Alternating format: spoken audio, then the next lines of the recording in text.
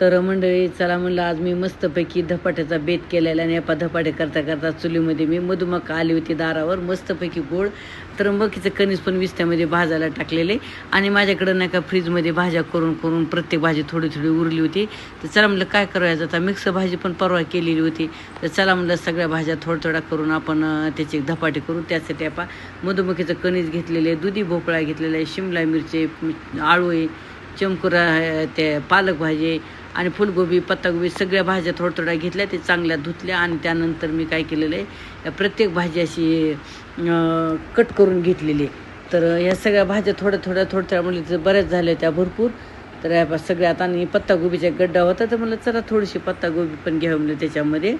आणि मग काय केलं मी बाकी भाज्या सगळ्या कट करून घेतल्या आणि कट केल्याच्या नंतर मी हे काय केलं एका ताटात घेतलं. कारण थोड्या म्हणलं तरी अशा भरपूर भाज्या झाल्या होत्या.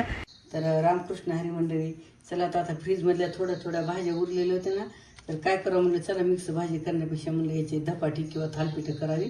तर ज्या उरलेल्या थोड्या भाज्या होत्या काढल्या पाहिजे. इथं पालक आहे, चिमकुराची पानं थोडी घेतलेली, इथे हिरवी मिरची 7-8 घेतली बारीक करून, आणि इथं आपला लांबका कद्दू असतो ना तो घेतलेला आहे, आणि काय 2-2, 3-3 भाज्या एकत्र करून बारीक केलेले. आणि इथं पत्तागोबी, पुन्हा इथं मधुमक्काचं एक कणीस घेतले बारीक करून, इथं गाजर वांग एकत्र केलेलं, टोमॅटो केलेले. तर माझे चॉपर खराब झालं मी मिक्सरच्या भांड्यामध्ये हे पूर्ण भाज्या केल्या. तर बघा सगळ्या थोडं म्हणून किती भरपूर झालेले. तर आता एकत्र करून आता ह्याच्यात लसण टाकायचं, जिरं ओवा सगळं टाकायचं आणि याची मस्तपैकी आता पिठं मिसळायची. तर ह्या भरपूर झालं सगळ्या थोड्या जितक्या फ्रीजमध्ये उरलेले होते ना तितक्या थोड्या भाज्या मी हे केलं. आता ह्याची मस्तपैकी चांगल्या पण धपाटे सगळ्या भाज्या एकत्र केल्या. याच्यामध्ये मी लसण आणि अद्रक हे पण बारीक करून घालणार आहे, थोडासा कढीपत्ता, पुदिना, कोथिंबीर. त्यानंतर मी घालणार आहे याच्यात पूर्ण असे मसाले बारीक केलेले. तर हे थोडीशी कसुरी मेथी, 1 चमचा जिरा पावडर, चमचा धना पावडर, छोटा ओव्याची पावडर, मी ओवा पण बारीक करून ठेवलेले, बडीशेपची भरड करून ठेवलेली, छोटा चमचा गरम मसाला, कारण आपण हिरवी मिरची पण घातलेली याच्यात, काळ्या मिरीची पावडर थोडीशी, 1 अर्धा चमचा, छोटा नुसार मीठ, आणि तिखट पण आपल्या आवडीनुसार घालायचं कमी जास्त. यामध्ये आता मी एकदा माझ्या छोट्याशा गिरणीतून मी काल डाळ दळली, ज्वारी दळली, तर डाळीचं ज्वारीचं मिक्स पीठ गिरणीतून शेवट काढलेलं, तर ते पीठ मी याच्यात वापर करणार आहे. ज्वारी आणि डाळीचं मिक्स पीठ आहे.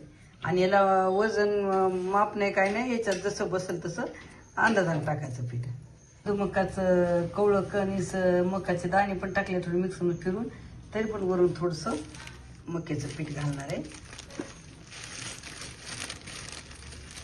शेवटी याच्यात गव्हाचं आणि मुगाचं, म्हणजे मुगाचे अख्खे मूग होते माझ्याकडे थोडेसे, तर ते दोन्ही एकत्र दळले.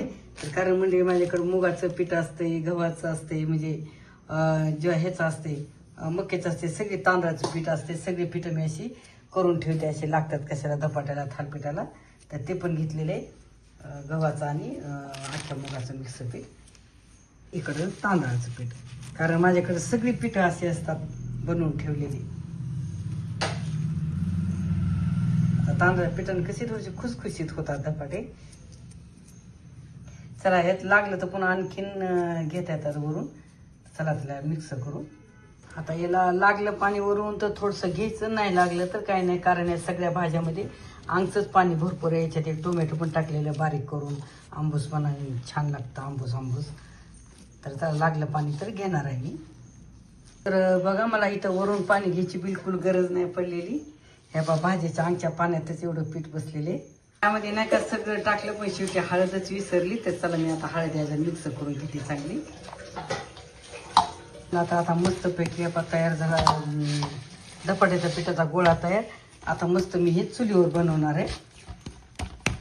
जर नाही का आमच्याकडे 3-4 दिवस झालं नुसतं असं उन्हाळ्यातल्यासारखं ऊन पडले. पाऊस होता सुरुवातीला, पण आता बिलकुल 4-5 दिवसात पाऊस नाही. तर त्यामुळे चला आता चूल पण पेटवता येईल.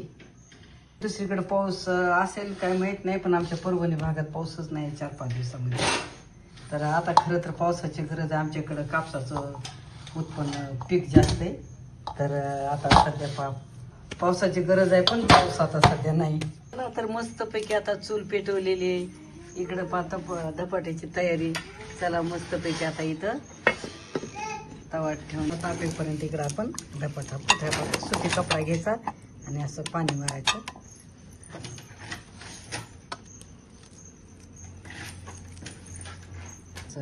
पाणी मारलेलं आहे. पाणी मारायचं म्हणजे हे चिटकत नाही खाली कपड्याला, त्यामुळे असं थोडंसं पाणी शिंपडावं लागतं. आणि लहान मोठी साईज आपल्याला जशी आवडेल तशी करायची. मी थोडीशी छोटी छोटी करणार आहे कारण कपडा छोटा असल्यामुळं. आपलं नाही केला अशी छिद्र पाडायची म्हणजे वरची बाजू वापरून निघते. आणि मंडळी पहा, आपलं पाणी पण टाकून तयार करतात हे पीठ. पण बघा ना, मला सहजच म्हणजे पाणी एक थेंबही न वापरता बरोबर पीठ पडलं त्या भाज्यांमध्ये. कारण भाज्यांना पालक झालं, आळू झालं, म्हणजे टोमॅटो सगळे अंगचे पाणी भाज्याला खूप असतं. त्यामुळे त्यात बसेल तेवढंच पीठ पण पडलं माझ्याकडून. जास्त पीठ पडलं असतं थोडंसं पाणी पण घालायची गरज पडली असती, पण मला पाणी घालायची गरज पडली नाही. तर ह्या पाण्याचा एक थेंबही न टाकता तेवढ्याच याच्यामध्ये माझ्याकडून सहजच पीठ पडलं. तेवढं कमी जास्त झालं तर काही नाही, पाणी टाकता येते. पण बघा, पाणी न वापरता एक पाण्याचा ही थेंब न टाकता आपली धपाटे तयार आहेत. तर असे छिद्र पाडले कारण वरची. तर मग चुलीला जाळ पण एकदम छान लागलेलं आहे. आणि इकडं पाहून ते धपाटं थोडंसं चिटकतं ना, त्यामुळे थोडंसं तळ्याला तेल लावायचं टाकायचं. मस्तपैकी बिलकुल असं चिटकत नाही. तर नाही का मंडळी, तुमच्याशी मी भरपूर असे वेगवेगळ्या नमुन्याचे धपाटे शेअर केलेले थालपीठं. तर म्हणलं चला, म्हणलं आता आज हे मिक्स भाज्याचे पण धपाटे तुमच्याशी शेअर करावं. तसं तर हे बघा पौष्टिक असे